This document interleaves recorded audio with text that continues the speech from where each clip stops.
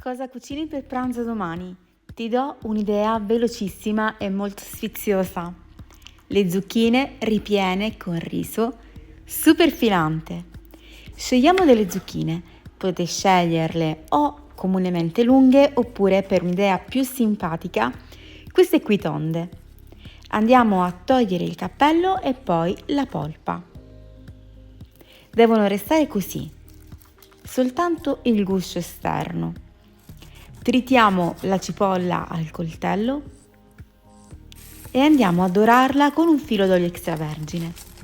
Aggiungiamo i piselli, la polpa delle zucchine, un po' d'acqua, sale quanto basta e se volete anche un pizzico di pepe nero. Dopo circa un quarto d'ora possiamo aggiungere il riso, aggiungere acqua se necessario e completare la cottura con una noce di burro e del parmigiano grattugiato. Voilà, il nostro riso è pronto. Andiamo quindi a inserirlo all'interno delle zucchine. A metà possiamo anche mettere un po' di scamorza per dare quel tocco filante molto goloso e poi facciamo cuocere in forno.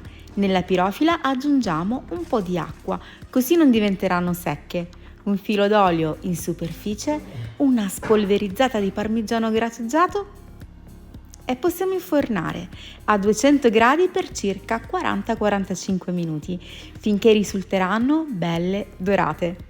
Cosa ne pensate? A me sembrano davvero molto simpatiche, oltre che sono davvero buonissime. Spero che questa ricetta vi sia piaciuta. Se è così, condividetela con i vostri amici, lasciate un like, commentate e se ancora non siete iscritti, iscrivetevi al mio canale. A me fa davvero tanto piacere. Vi mando un bacione, un abbraccio. Ci vediamo domani con una nuova videoricetta. Ricordate che se vi va potete anche seguirmi su Facebook, su Instagram e su TikTok. Io vi aspetto. Ciao a tutti, vi lascio tutti i link qua giù nel box informazioni con la ricetta.